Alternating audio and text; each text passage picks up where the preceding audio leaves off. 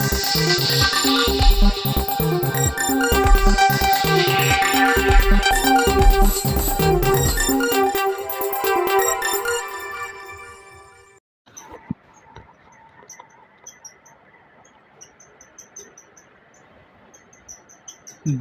ফুলবাড়ী উপজেলার বাসিতপুর গ্রামে অবৈধভাবে জোরপূর্বক জমি দখলের চেষ্টার অভিযোগ করেছে।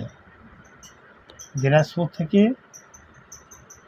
আমাদের প্রতিনিধি মোহাম্মদ মোকাররম হোসেনের তথ্য চিত্রে দেখুন বিস্তারিত।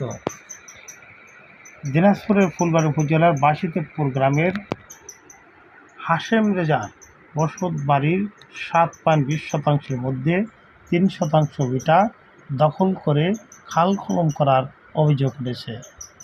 অভিযোগে জানা গেছে, একই গ্রামের মৃত্যু মহসেন সরকার এর 2 পুত্র পুলিশ এবং আনসার বাহিনীতে কর্মরত আছেন।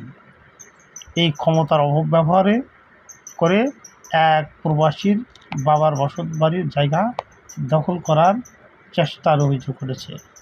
এমনকি 15-20 জন লাঠিয়াল বাহিনী দ্বারা আনুমানিক 3 শতাংশ জায়গা দখল করে খাল খনন করে নিয়েছেন।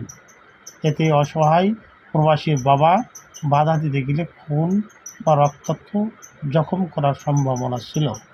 তাই নিরুপায় হয়ে বাংলাদেশ আইনকে শ্রদ্ধা রেখে দিনাজপুর বিজ্ঞ চিফ জুডিশিয়াল ম্যাজিস্ট্রেট ফুলবাড়ী আমলি আদালতে মোহাম্মদ হাশেম রেজা বাদী হয়ে 5 জনের বিরুদ্ধে একটি মামলা দায়ের করেন,